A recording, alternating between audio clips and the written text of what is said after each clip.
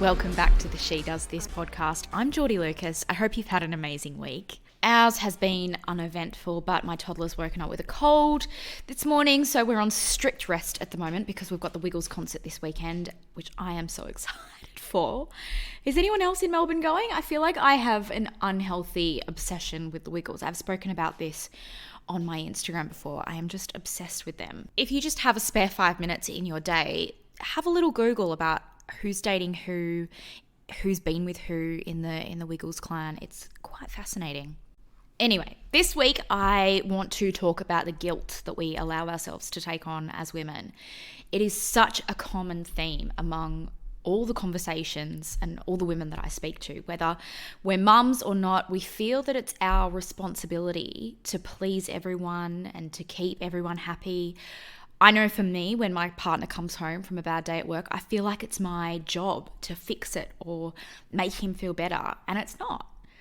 Like, why do we do this to ourselves? Why do we feel that it's our responsibility to keep everyone happy? And it's often to our own detriment, because when I then focus on me and protect my energy, I feel selfish. How do we break this cycle? Because it's something that I know that we all do. This is something that I touch on with our guest this week, Tina Nettlefold, who walked away from a high-flying career in advertising to focus on raising her 3 boys. But she lost who she was and her identity along the way. And I think this is something that as mothers we all go through. We pour so much energy into our kids that we forget who we are. I've certainly felt lost and uncertain of who I am since having Evie, but I've realized that I need to stop holding on to that old version of myself and just accept this new version of Geordie, because motherhood changes you. It changes fundamentally who you are. It causes a shift in priorities. It's just inevitable. When your child becomes the focus, though, we can't forget ourselves along the way. And I know when I ignore my own needs that I'm not as patient as I need to be. We all know the patience that we need when we have young people and toddlers to look after. But then on the other hand, I'm just filled with guilt whenever I do leave for work or drive away for a few hours of me time. So it's this constant battle. But I just have to remind myself that doing these things make me a better mum and a better partner, and that is really important. So let's get to this week's guest, Tina Nettlefold. This woman has done it all. She reached the pinnacle of the advertising game at just 29, but she walked away from it all when she had her 3 children.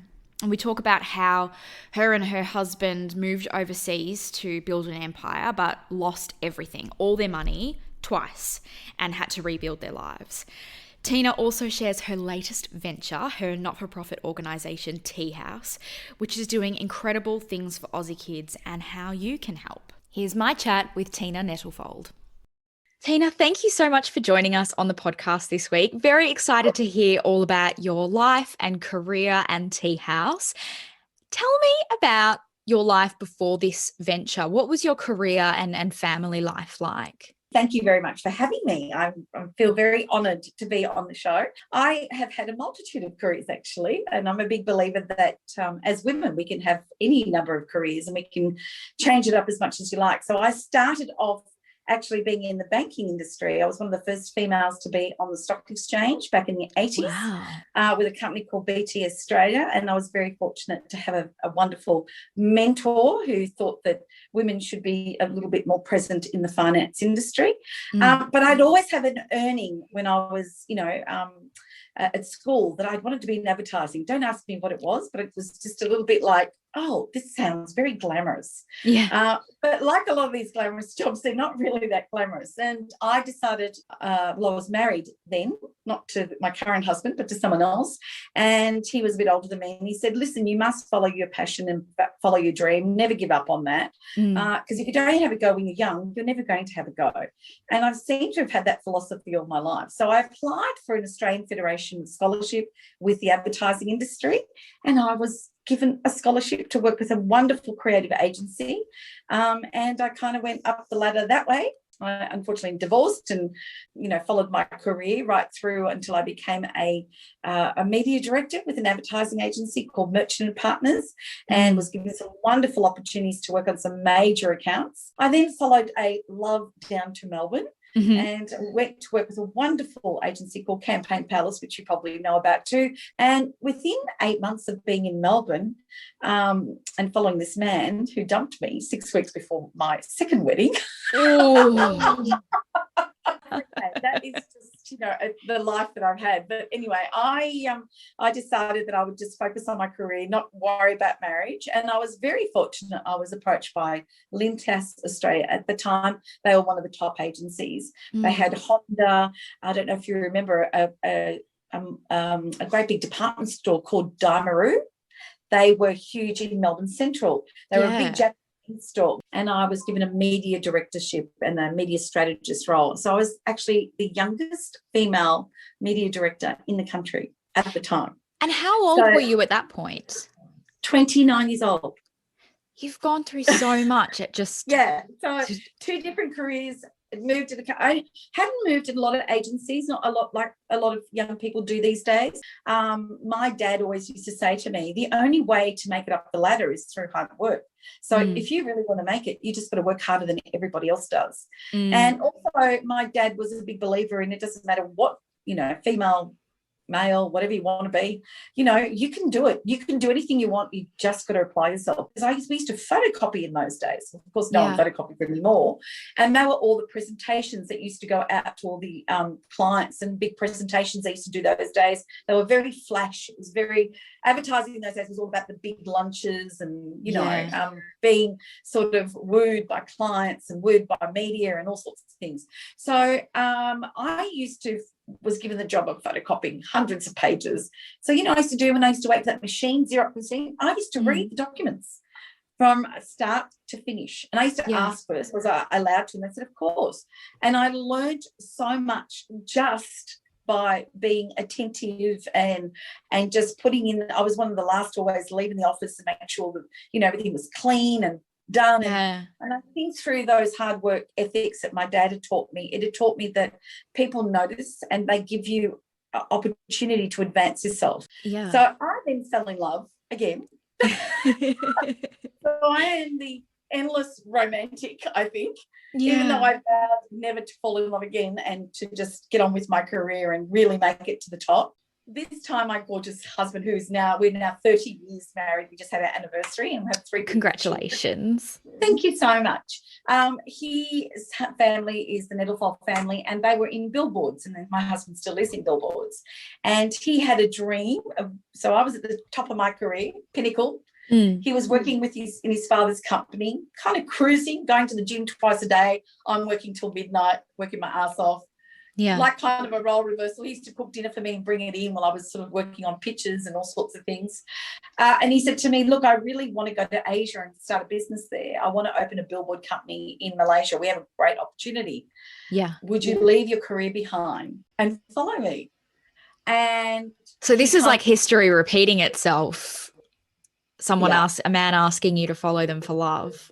Yes. And I had done it before, but that was, we were married, but we'd only been married for 2 months. And here I was at the top of my position, like, Lintas was saying, we're grooming you to go to New York and we want you to go and stay there for a couple of months and do all this sort of stuff, like all the things that people work towards. And I only had just turned 30. So I was pretty young to make it to the top of where I was. And my husband said, come on, you can do it. I'm sure you'll get a job over there. We sold everything. We sold our house. We owned a house together, like all the things. And all our friends looked at us and said, you are crazy. What are you doing selling all this and moving across? I was very fortunate. Lintas got me a job at Lintas Malaysia. We invested very heavily in a company over there. Well, we went broke. We got ripped off massively. We lost everything. Our houses, we lost every single cent we put in, and we were thrown out of the country as well. So that is, yes, I know. Oh So my here I God. was. I left an amazing job. When we were thrown out of the country, that was really devastating. At that stage, we were trying to have children. So my husband said, we're going to go to Indonesia. We've got a partnership there that we can work with. We went to Malaysia. I got an amazing job as media director of McCann Ericsson's, which was another big advertising agency. They had Coca-Cola, they had General Electric, they had some amazing accounts. So I learnt to speak Indonesian as part of my job. Selamat pagi. Selamat pagi, selamat datang. Anyway, so learned to speak Indonesian, and I fell pregnant with our twins. So I had twins. Oh, twins. But I kept working there, and anyway, long story short, we ended up being there for 10 years, and then we hit what's called the Suharto regime downfall. You probably don't know this, but you're probably too young. But Suharto was in power. He was overthrown, and it was we were evacuated out of the country by the Australian government, and that was the end of my career. Wow. And a year later, we took a sabbatical. My husband's business closed down for 4 months until the government all got everything settled. New people came into power. We went to, with our children, we went to Europe and lived in Europe for 4 months, which was just a fabulous thing to do. And went back into Indonesia, and 12 months later, nearly 12 months later, I decided my children needed to come back to Australia, and that my husband would travel. Well, that was the start of another career. And that's the hardest career I've ever had. Coming back to Australia, whilst it was fabulous, I came back to Melbourne. I'm a Sydney girl originally, so I had none of my Greek family here to help me. My husband's family, they were busy. They were still working, his parents, everyone. And it was hard because we ended up selling our Australian business, but he kept the Asian business. So that means for 10 years, I was a single parent, more or less. So and I would say they were the hardest 10 years of my life. So they were in my 40s and coming into my 50s. So at that stage, I thought, if I was to come back and go back into the advertising industry and trying to do that, I would need a full-time nanny or an au pair or, someone I would rely on. And I just didn't want to do that. It's probably my Greek background that I decided that I wanted to be a stay-at-home mum and make that my career. Well, I got to say being a mum is the hardest career in the world. It's very difficult. Yeah, it's really hard. Very, very hard.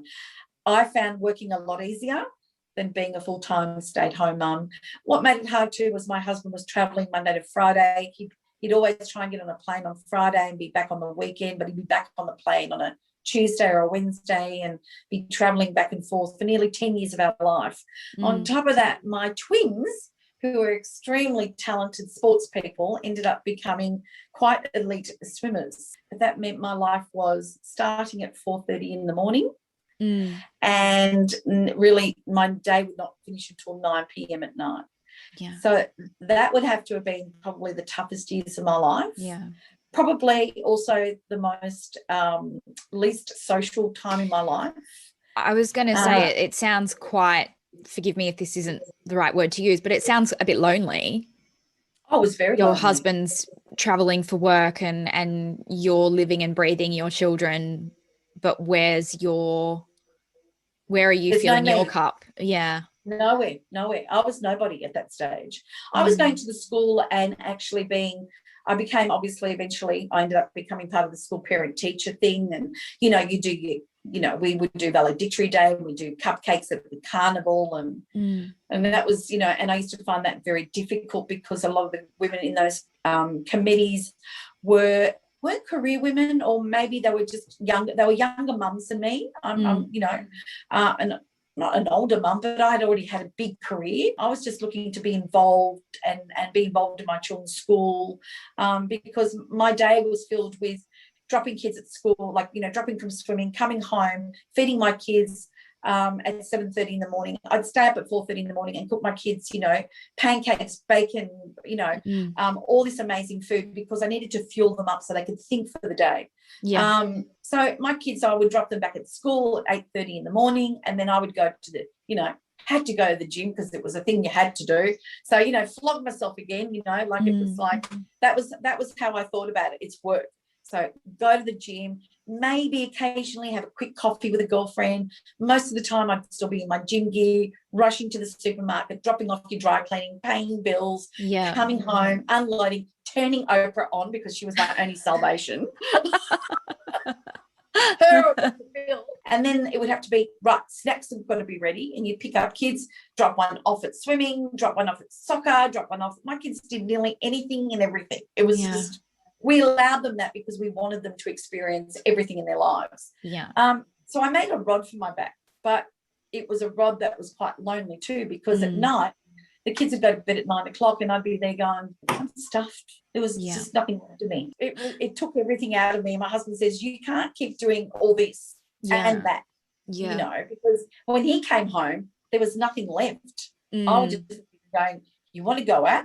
Are you kidding me? You think I want to get dressed up and go out? I just want to watch TV and put my feet up with a cup of tea. So I ended up becoming a very different person. It's very hard to juggle being a mum and a career person. And I do know by talking to a lot of young people these days, they're torn. I was torn. It was like, if I go back to work, then I've got to have some stranger looking after my kid. If I stay home and nurture my kids, then there's a part of me that goes, it's missing. And I tell you, the straw that really broke the camel's back for me and it was a very difficult time for us in our marriage, was when my husband rang me one day and I'm in the laundry doing my 5th load of washing, because we had, you know, towels, school uniforms, you name it, it's all that sort of stuff. And he rang me and he goes, oh, hi, honey. He goes, I'm so excited. I go, oh, why? And he goes, oh, I'm having lunch with the King of Thailand. As you do. And he goes, I've just been blessed by the monks. And I go, oh, fabulous. And he goes, and after that, we're going karaoke. I'm going, oh, yeah, whatever. I'm like, at this stage, I'm like, I don't give a shit, you know. And he goes, oh, honey, how's your day? I said, are you fucking kidding me? Excuse my language. But it was, I said, I'm on my 5th load of washing. I've mopped the floors. I've cleaned the house. I've got to be out of here in an hour. And then crazy hour starts. I said, are you really, really just asking me how much asking me? And he felt so bad. And he said, I'm so sorry. But he was so excited. It wasn't his fault. He just wanted to share the experience. But I felt shallow and empty, that it was like, that used to be my life, but I don't have that anymore. So that to me was probably a very dark time, a very difficult time. And here comes to the crux of, eventually we get to, I've got my youngest son, who my oldest boys, you know, graduate with honours. I've got one of my boys was, you know, got the Humanities Awards, Sportsman's Awards. They've all done really well. And I remember I said to my husband, we bought a couple of villas in Bali when we were living in Indonesia through our business. And one of them needed massive renovation. And I just looked at my husband, and this was my son was doing year 11. I said, you know what? I said, you're not travelling as much now. I said, I need to go away. So I went away to Bali for 5 weeks, and they were all coming across because it was June, July holidays, and the kids were all going to come for 3 weeks holiday. I was going to see them, but I needed some space to breathe, and I realised I needed some space to work out who am I, because I was getting to a point of where I felt I was someone's mother, someone's daughter. My father wasn't very well. I was always travelling to Sydney to look after him and help him out. Someone's wife, someone's cleaner, someone's nurse, but who I didn't know who Tina was. I'd forgotten that person back there, and I kind of even, you know, lost my identity of what I was all about. So by going away for 5 weeks, afforded me, and working on this property and just really getting into it, I rang a girlfriend and I said, I really want to do something when I come back. I really want to start to do something for Tina for a change. And I said, but I don't know what to do, because I don't want to go back to advertising. By this stage, I was 53 years old. And a girlfriend of mine said, why don't you just do what you do so well, which is renovate and style? You're so good at it. You do it for everyone for free. You may as well just do it for a living. So while I was there, I then, of course, like a manic woman that I am, which is how I approach everything in my life, I went, okay. And then I started dreaming about products, and I started designing. Never knew how to draw. So I started taught myself how to draw handbags. I went to factories and I made handbags, made cushions, and I started what's called Tea Concept Shop. So Tea Concept Shop is what it was called before Tea House. And okay. I have a beautiful little guest home that I designed for my parents to come and stay with me. Mm-hmm. But unfortunately, my dad's illness got worse and worse, and we ended up not using it. So I thought, I'm going to turn that into my studio. So I designed all this product. Yeah. I got it all shipped to Australia. And then I rang all my friends and everyone. Yeah. I did my whole marketing thing, did flyers in the area. And I had an open day and everything got sold out. Wow. In no time. And next thing you know, I'm starting a shop. And then that's how it all sort of started. And then people would walk through my home and say, can you come and have a look at my bedroom? I really love what you do. You know, like, can you? And I was taking on what I wanted to. I wanted to be a lone ranger. I didn't want to hire any extra staff. I just used casual staff. I just wanted to be able to be flexible. And through my creativity, I started finding who Tina was about all over again. And my voice changed. Even my husband says, even my demeanor changed. My happiness came to the forefront because I was fulfilling a part of me that I had lost, being someone's kid or people's caretaker for so long, which is what happens to us women. Oh, I was just about to say, it is such a common theme when I speak to women. We put everybody before ourselves and we lose ourselves. And I have an 18-month-old daughter, and what you have just said is like my life right now, like torn between pursuing a career that I'm really passionate about and maintaining parts of me that when you fulfill those parts, you're actually a better mother because you are fulfilled as a person. But there is so much guilt that comes with putting yourself first. Absolutely. And I don't know how us women ever get past that. I really, really don't. The only thing I have learned through this is in 2020, when I started looking back, all I can say is I do not ever feel guilty or bad that I was a stay-at-home mum. I feel sad that I lost a little bit of myself through that time. Yeah. I don't know how you ever fix that, but I can tell you one thing. I have 3 very successful, bright, respectful, kind, loving men in my life that I have brought up, and every day they walk into that room, my heart just lights up. So I know I did a good job. So what I ended up saying to myself at the time was, this is my job. It was my job. It was my job to be their mum and to be there for them all the time. But that meant that when it is your job, you have to sacrifice something. And I unfortunately sacrificed myself for them. Even in their teenage years, and you will find this, if you really want to be there, my husband and I ended up sacrificing our own social life so that we could drop our kids to parties and be available to pick them up and drop them. We didn't want them. We were worried about driving, about Ubers, about you name it. We were the parents that were dropping off the kids in our bathrobes to everyone's houses. But I think for me it was a sense of I wanted to make sure I was there for them every single way. I'm glad I was. Yeah. So all I can say is it's never too late. So when I got to my 50s and I started Tea Concept Shop, and everyone loved what I was doing, and it was a really fulfilling thing to realise, hey, okay, so I'm in my 50s. So what? Because people say, well, that's okay. You were at home with the kids. You just decided to have a new career. Yeah. So you basically can reinvent yourself. But it took a lot to back myself. There was a lot of second guessing, a lot of am I good enough? Oh, yes. Am I really good at what I do? Yes. You know, when you're working in a job like I was in advertising, I always had people say to me, you know, as I said, I had mentors, you know, especially being in advertising, you're presenting to clients and they're all going, oh, love it, love ideas. But when you're on your own, and as you are probably yourself, you got to back yourself every day, and you got to say, no, I'm not a fraud. I can do this. I'm okay. I can do this.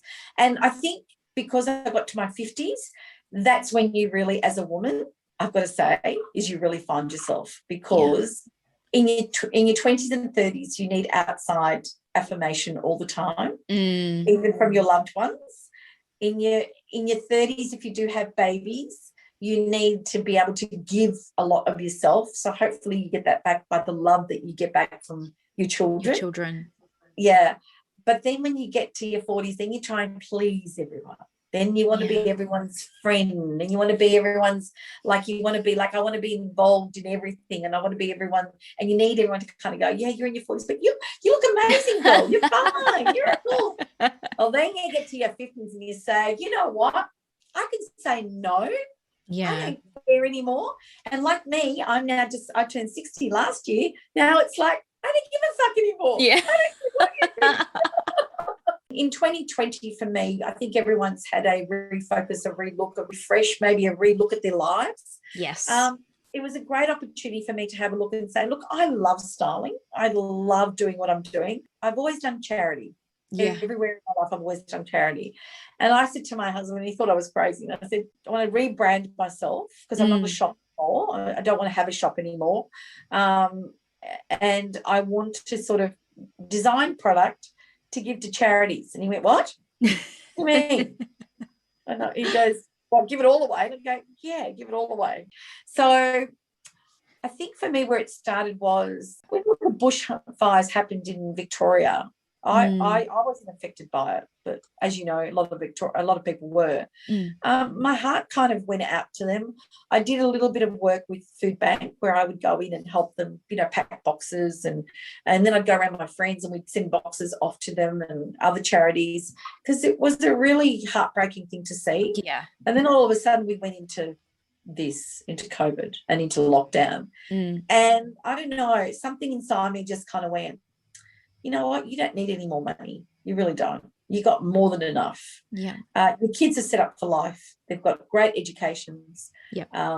2 of my boys have moved out of home ages ago. I've done my work as a parent. What can I do? I wanted to do something to give back.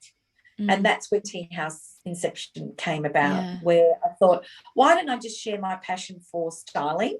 And I love it. I really do. Yeah. And healthy cooking tips, and going in and talking to new shop owners and going, oh, I love this product, and oh my God, I get really excited about fashion and colour and all that sort of thing. Share it with everyone, but in the meantime, maybe design a product that I could give all the profits to a charity. And my heart's always been very strong with children. Yes. Children have always been a big thing for me. I think a lot of it's got to do with, I just don't believe children can look after themselves. Well, they're helpless, aren't they? Without us. Without us. So how does a parent, I know there are circumstances that lead people into poverty. I do understand that. And I'm not here to solve any issues. I'm just here to maybe facilitate and help. So I just think that children are always, the ones that suffer in the end too. And they can't go out and get a job, and they can't go out and fend for themselves. No. So that's where I said, if I was to do anything for charities, it would be for children. There were 3 prongs for me, 3 prongs. One is feeding hungry children. The other one is shelter for homeless children who leave home because of circumstances that are beyond their control. And my 3rd one is to do with helping children who have got illnesses, whether it's cancer, brain cancer, leukemia, and helping their parents to deal with those things and maybe bringing in some light and joy into their lives. So they're the 3 kind of categories that we're looking for Tea House. And it's led us to where we are now. And my first product was the mother and child apron. So the twin set. I don't know if you've seen the cute little twin set. And all money goes to this fabulous charity, Eat Up Australia. So tell me more about Eat Up Australia. 1 in 5 children experience food insecurity. So how do they actually help these kids? Is it food donations? Is it packed lunches? How do they help? So Eat Up Australia was started by a young man by the name of Lyndon in 2013. He lived in Shepparton, and he was 25 years old, and he came home to visit his mum, and he read in the paper that kids were going hungry at school, and that school teachers were making lunches and school principals were buying lunches for kids. because of whether it was farming or, poverty, who knows. So he felt really bad. So apparently went and raided his mum's pantry and went and bought a whole bunch of loaves and made all these lunches and was taking them into school. And after a week, the school said, have you got any more? Because it's not just a one-day thing. It's continuous, It's a thing. So Lyndon founded that. That's where he started. Believe it or not, they service over 610 schools around Australia. They have trucks in Victoria, New South Wales, Queensland, Northern Territory and WA. There are only two full-time people that work on this and 14 volunteers. He's been very fortunate that he's had a truck that's been given to him by Trucks by Deliveroo. He's got a couple of sponsorships, very little government funding. Food Bank do help him occasionally. And all his bread is being donated by Goodman Fielder through Coles. So he's very, very fortunate to get the bread. But he has to fundraise to buy the cheese, the butter, the gloves, the Glad wrap, all that sort of stuff. They don't even have refrigeration. They borrow companies. Have you got spare refrigeration? So what they do is they go into corporations. They will say, can you give us 1 hour of your time? They sit there and they might make 1,500 sandwiches. They wrap them up. They put them into refrigeration. And the next day, those guys go out to schools and they put them in, give them to the tuck shops, and the tuck shop freezes the sandwiches. So they're generally cheese sandwiches only at this stage because they freeze well. And then when a kid comes to the school, so the school's very discreet about how they let the tuck shop know. Usually because it's embarrassing for children. Yeah, it would be incredibly, yeah. Or being bullied. Can you imagine like being a 6-year-old? Because 6-year-olds don't know. Where's your lunch? Where's your lunch box? Yeah. So apparently teachers kind of know which children need lunch. So they are given a little ticket. They go to the tuck shop and they get a toasted sandwich. So the principals are very involved. There are a lot of schools, believe it or not, they're even in South Melbourne, which you think is it's quite an affluent area. There is definitely 1 in 8 that go to school hungry. There is 1 in 5 they call food insecurities, which means that they might go to school on Monday with lunch, but on Tuesday or Wednesday or towards the end of the week, so when parents run out of money before they get their paycheck on Friday, it might be Thursday, Friday, they've got no lunch. And the parents will say, well, you've had breakfast, you'll have dinner later. But how do you concentrate at school when you've got nothing in your tummy and you run around and they're growing? And they're growing, as you know. And all they get at the moment is just a toasty sandwich. So the whole idea of this was, so I approached Eat Up and said, can we partner with you? We want to make this apron campaign, which is obviously fairly relevant to, and all gross profits go to them. My purpose was not just to sell these aprons. My purpose is actually to make a bit of noise in the media. Not so much, this is not about Tea House. This is about me using my platform, which is an entertainment and, information platform, but to produce product and also give him a bit of a voice and get him out there. So that I'm hoping that if enough people hear about it, someone might come up and say, I know someone who's got a cheese factory. I reckon they'll give you cheese for free. Yeah. Or I know someone who's got, makes muesli bars. What can we do to help you? Or, like to give kids maybe a recess piece of something. So if we're all making enough noise and we make it known that this is actually an issue, then we can get something done. So that is where, Eat Up do their work. They do an amazing job servicing 610 schools with so few people. So they basically are just feeding hungry school kids. Which is extremely important. Extremely. And especially when the fact that we don't have JobKeeper anymore, they do worry that the numbers go up. So this second term, they got 42 extra schools. Wow. 42. So that's a lot of schools to kind of add. So, and a lot of them are in farming areas, which is really sad. So, that's basically what Eat Up do. And our little thing is just trying to create a bit of noise, a bit of awareness, and buy a gift for Mother's Day or a gift for a friend, or it doesn't have to be Mother's Day, it can be anything. Yeah. But at least it's a gift that gives back, which is really how I look at it. And that's where Tea House will be all about.